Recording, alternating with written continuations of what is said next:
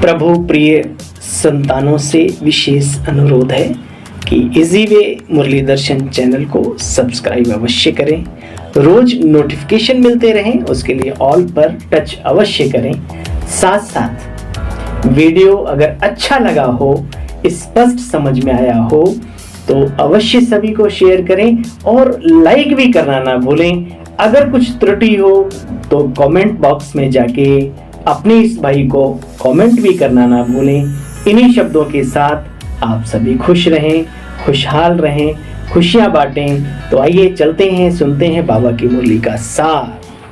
ओम शांति आप सभी बहन भाइयों को। और पुनः आज हम सभी का मिलन हुआ है इजी वे मुरली दर्शन चैनल के प्लेटफॉर्म पर। आइए सुनते हैं बाबा की मुरली का सार। आज की मुरली का सार, आज की मुरली है 25 अप्रैल 2024, साकार महावाक्यों का सार।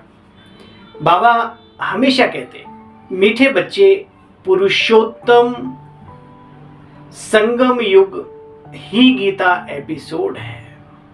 ध्यान से सुनेंगे इस बात को सभी बाबा के रतन। मीठे बच्चे, यह पुरुषोत्तम संगम युग ही गीता एपिसोड है। इसमें ही तुम्हें यथार्थ पुरुषार्थ कर उत्तम पुरुष अर्थात मनुष्य से देवता बनना है। ये वही समय चल रहा है गीता ज्ञान का, प्रभु के गीता बखान का। हम सभी को मनुष्य से देवता और तुच्छ से महान बनने का। किसी एक बात पर सदा ध्यान रहे तो बच्चे बेड़ा पार हो जाएगा। बाबा उत्तर में बतलाते हैं, सदा ध्यान रहे कि हमें ईश्वरीय संग में रहना है तो बेड़ा भी पार हो जाएगा। और अगर संग दोष में आए, एक बार ध्यान से सुनेंगे, सदा ध्यान रहे कि हमें ईश्वरीय संग में रहना है तो भी बेड़ा पार हो जाएगा। बाबा का संग तार देता है। अगर संग दोष में आए, संशय आया तो बेड़ा विशेष सागर में बच्चे डूब जाएगा। बाप जो समझाते हैं उसमें बच्चों को जरा भी संशय नहीं आना चाहिए। तुम बच्चों को आप समान पवित्र और नॉलेजफुल बनाने के लिए ही तो बाप आए हैं। बाप के संग में ही रहना है, जल्दबाजी में कोई फैसला ना ले। इतने दिन हो गए अभी तक दृष्टि वृत्ति कृति अच्छी नहीं बनी। अरे संकल्प करते रहो, लक्ष्य पक्का रखो। मंजिल पर पहुंचाने के लिए वो खुद हाजिर है, हमारा बैकबोन बन करके। इसलिए निश्चिंत होकर के आगे बढ़ो। बस एक बात याद रखो, जिस गली में जाना नहीं, जिस गली से गुजरना नहीं, उसके बारे में चिंतन क्या करना है ना। ये चिंतन ही तो डुबोता है और चिंतन ही हमें महान बनाता है। तो विषय विकारों से बाहर आना है तो बिल्कुल विषय विकारों के बारे में कोई चिंतन, कोई मनन, कोई दर्शन करें ही नहीं। आप देखोगे अगले दिन अवस्था अच्छी बन जाती है। बाबा कहते देखो बच्चे, बाप के संग में ही तुम्हें रहना है। ओम शांति, ओम शांति। भगवान वाच, बच्चे जानते हैं बाप ही वही बाप राजयोग सिखला रहे हैं जो 5000 वर्ष पहले सिखलाया था। बच्चों को मालूम है, दुनिया को तो नहीं मालूम, फिर भी पूछना चाहिए गीता का भगवान कब आया। भगवान जो कहते हैं मैं राजयोग सिखला कर तुम बच्चों को राजाओं का राजा बनाता हूं, तो विचार करो, अगर राजाओं का राजा द्वापर में बनाया तो फिर कलयुग आ गया क्या उसके बाद? अगर द्वापर में गीता ज्ञान दिया होता तो फिर तो सतो प्रधान सतयुगी संसार आ जाता। ऐसा नहीं हुआ। तो इसी समय का सारा खेल का वर्णन भक्ति मार्ग में चल रहा है। बाबा कहते देखो बच्चे, वह गीता एपिसोड अब चल रहा है। संगम पर मनुष्यों को देवता बनाया। देवताएं तो जरूर सतयुग में होते हैं, बाकी तो सब कलयुग में हैं बच्चे। ये पक्का पक्का याद रखना चाहिए। हम अभी कर्म के ब्राह्मण हैं, ब्रह्मा मुख वंशावली पुरुषोत्तम संगम युगी ब्राह्मण हैं। ये कभी भी हमें भूलना नहीं चाहिए। बाबा कहते बच्चे, परंतु माया भुला देती है। बच्चे, कभी किसी को अपना कुल भूलता है क्या? बाबा पूछ रहे हैं। लेकिन यहाँ बच्चों को माया भुला देती है। देखो बच्चे, मनुष्यों को तो बात मत पूछो। बाप ने कहा है काम महाशत्रु है। यहाँ पर कोई झगड़ा ही नहीं किसी बात का। यहाँ तो ब्रह्मचर्य मन वचन कर्म से जो फॉलो करते हैं इस धारणा को, बस उसी कारण से लोग दुश्मन बन जाते हैं। पत्नी ज्ञान में चलना चाहती है लेकिन पति को चाहिए गंदगी विकार, तो कैसे चलने दे? पति चल रहा है तो पत्नी को चाहिए गंदगी, तो पत्नी कैसे चलने दे? बस इसीलिए ये अटपटा और खटपटा सिद्ध होता है कभी कभी। और अगर दोनों ही चल पड़े तो फिर इस ज्ञान से चटपटा और कोई कुछ है ही नहीं, इससे ऊंचा जीवन कोई नहीं है। तो बाबा कहते, भगवान कहते, बच्चे काम महाशत्रु। हे अर्जुना, कामेशु क्रोधेशु, ये आत्मा के महावैरी हैं। ज्ञान रूपी तलवार से इनके ऊपर तुम्हें विजय को प्राप्त करना है। बाबा कहते, बच्चे काम महाशत्रु, इन पर जीत पाने से तुम बच्चे जगत जीत बन जाते हो। पवित्रता की बात पर मनुष्य कितना आर्ग्यू करते हैं। उनके लिए तो जैसे विकार एक खजाना है, वो तो भूख और प्यास समझते हैं। ये तो ऋषि मुनि बिना खाए मर गए सारे, हनुमान जी बिना पानी पिए चले गए। वंडर है, कैसी कैसी मान्यताएं स्वार्थवश मनुष्यों ने बना डाली। देवताओं को सब निर्विकारी कहते हैं ना बच्चे। देखो, बाप का फरमान है, काम को जीतने से तुम जगत जीत कहलाएंगे। ऐसे नहीं जगत जीत बनकर फिर विकार में जाते होंगे, नहीं बच्चे। ये श्री लक्ष्मी नारायण संपूर्ण सर्वगुण संपन्न, संपूर्ण निर्विकारी, अहिंसा, परमो देवी देवता धर्म, मनुष्य मर्यादा पुरुषोत्तम, ये क्वालिटी का गायन है। तुम बच्चे प्रभात फेरी आदि निकालते हो। प्रभात कहा जाता है सवेरे सवेरे को। देखो, मनुष्य सोते रहते हैं तो थोड़ा देरी से निकालते हैं। अच्छा बच्चे, प्रदर्शनी भी अच्छी तब हो जब वहाँ सेंटर भी हो। खाली ज्ञान सुना के चले आए, 2-4 बातें, 10, 20, 100, 200 बातें, लेकिन उनका बैक भी तो चाहिए ना। कोई बाद में उन्हें अच्छे से उनकी पालना करने वाला भी चाहिए, तो ये भी ध्यान रखो, है ना। खाली गेहूं बोआए बंजर भूमि में, वही गुड़ाई खुदाई वो सब चाहिए ना। वो चिड़िया ही खा जाती हैं, तो माया रूपी चिड़िया खा जाएगी उनके दिमाग से जो बातें हैं। तो बाबा कहते बच्चे, तब तो जाकर के सेंटर पर समझे कि काम महाशत्रु है। इन पर जीत पाने से हम जगत जीत बनेंगे। बच्चे, सर्विस बहुत अच्छी करनी चाहिए। दिन प्रतिदिन चित्रों की भी तुम्हारे अच्छी अच्छी वृद्धि होती जाएगी। तुम्हारा ज्ञान वृद्धि को पाता रहेगा, बच्चों की भी वृद्धि होती रहेगी। इसमें गरीब साहूकार बच्चे सब आ जाते हैं। बाबा ने बहुत ही सुंदर बात कही हम सब के लिए, चाहे हम घरों में रहते हैं, जो अपने भंडारे को शिव बाबा का भंडारा मानते हैं, उनके लिए बहुत ही सुंदर बात। बच्चे, शिव बाबा का भंडारा भरता जाता है, चलता रहेगा। भंडारा जो भरते हैं उनको रिटर्न में कई गुना मिलता है, भविष्य में भी और वर्तमान में भी।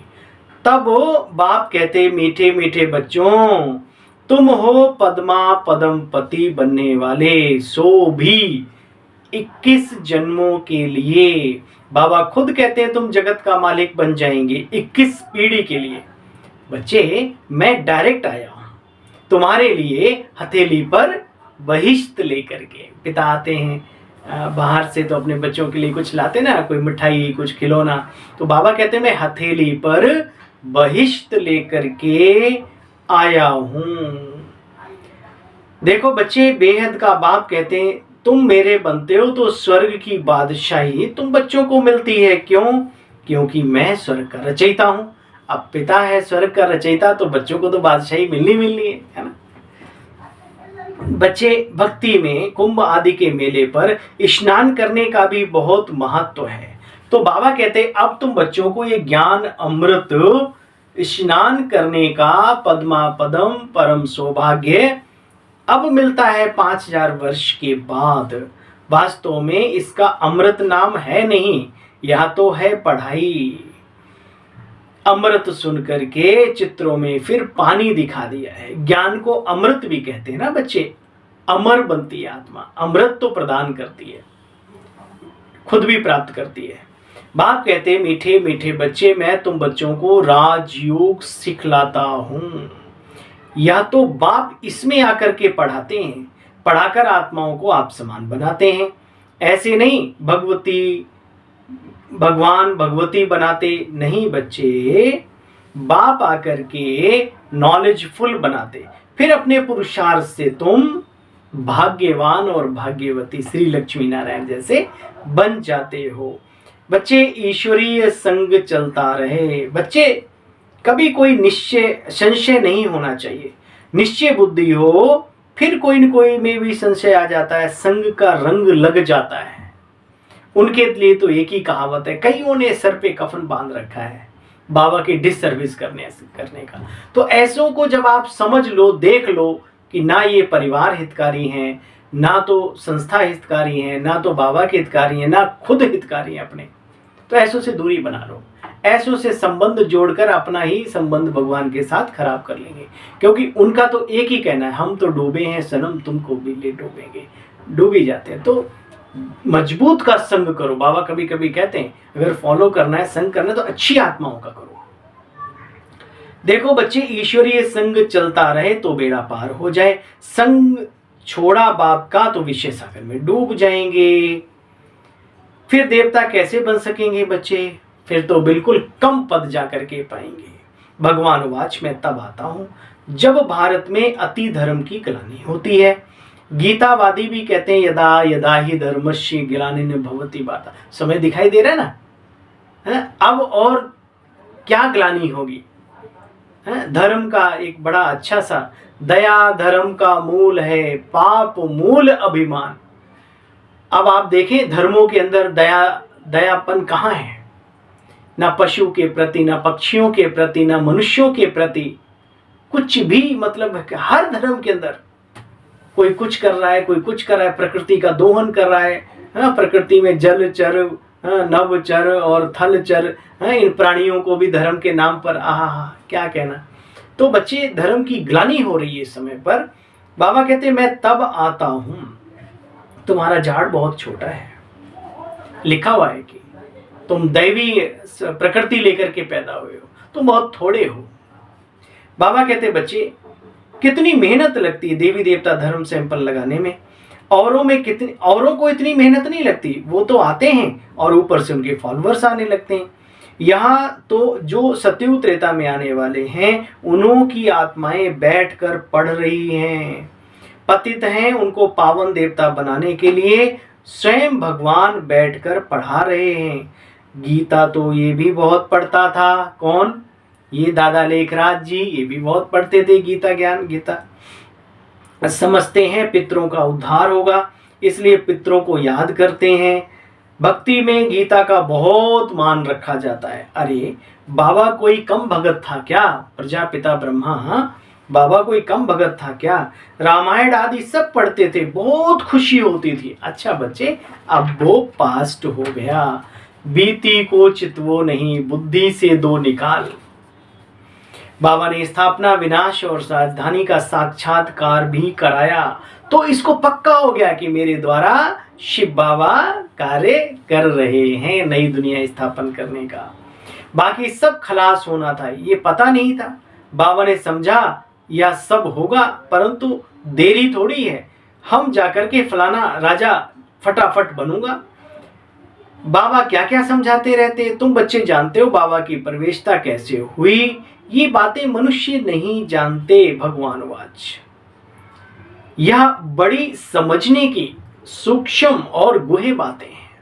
समझे वो समझदार है। इसलिए प्यारे बहनों और भाइयों, इस ज्ञान को समझने पर थोड़ी मेहनत करो, लिटरेचर पढ़ो। आजकल तो बहुत कुछ है, प्रैक्टिस करो राजयोग की। बहुत सारे शब्दों के जवाब आपको अपनी अनुभूतियों में मिलने वाले हैं, किताबों से नहीं। बाबा कहते बच्चे, ये बड़ी गुहे और सूक्ष्म बातें समझने की। भगवान वाच, मैं तुम बच्चों को राजयोग सिखलाता हूं। वह भगवान कब आया जो राजयोग सिखलाया, राजाई पद दिलाया। अब इन बातों को तुम बच्चे अच्छी तरह से समझते हो। 84 जन्मों का राज भी बाप ने समझाया है, पूज्य और पुजारी का भी राज समझाया है। विश्व में शांति का राज्य सुख का राज्य, संपन्नता का राज्य इन लक्ष्मी नारायण के राज्य में था। जो सारी दुनिया फिर से चाहती है कि ऐसा कुछ हो जो शेर और गाय भी एक घाट पानी पिए, है ना, राम राज्य जिसको कहते हैं। देखो बच्चे, तुम्हारी इन बातों को समझेंगे वही कोटों में कोई और कोई में भी कोई समझने वाला निकलेगा। देवी देवता धर्म वाले को तुम्हारी बातें टच होंगी। बच्चे, भारत की बात है, जो स्कूल के होंगे वो निकल रहे हैं और आगे भी निकलते रहेंगे। जैसे तुम निकले हो, अपने आप को देखो। आपको किसी ने ज्ञान में चलाया क्या?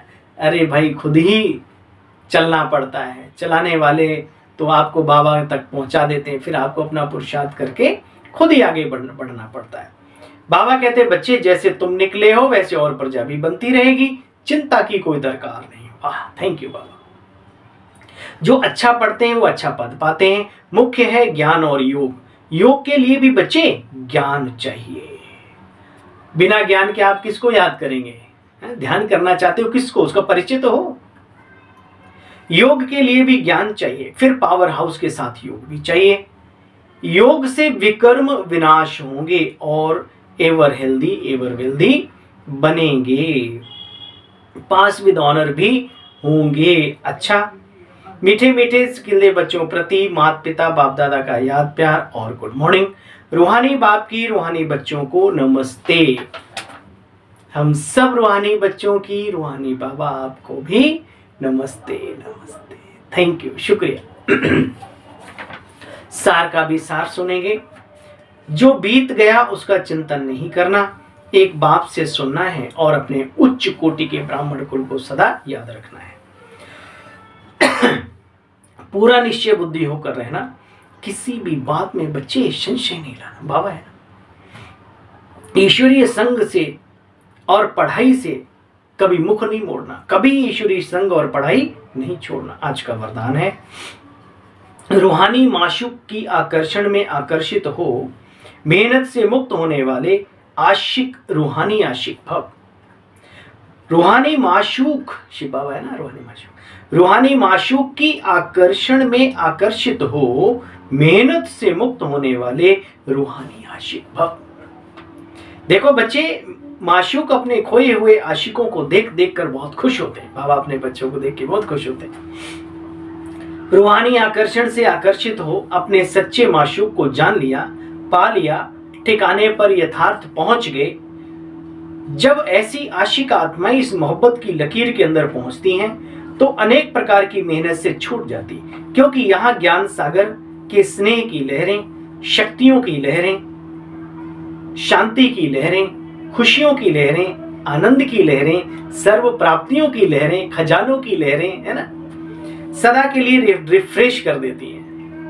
ये मनोरंजन का विशेष स्थान, मिलने का स्थान आप आशिकों के लिए माशूक ने बनाया है, माउंट आबू। स्लोगन है, एकांतवासी बनने के साथ साथ एक नामी और इकोनॉमी वाले बनो। एकांतवासी बनने के साथ साथ एक नामी और इकोनॉमी, बचत भी करो और एक को पकड़ो बुद्धि से, है ना, एकांत अपने आप सफल हो जाएगा। ओम शांति। आप सभी बहन भाइयों को अपने इस भाई की ओर से आशा करता हूं आपको ये वीडियो बहुत अच्छा लगता है। तो एक निवेदन करता हूं, विनम्र अनुरोध करता हूं कि इस वीडियो को अपने लेवल पर अदर ग्रुप्स में भी भेजने का कष्ट अवश्य कर दिया करें। अगर आपको अच्छा नहीं लगा हो तो आप मत भेजिए।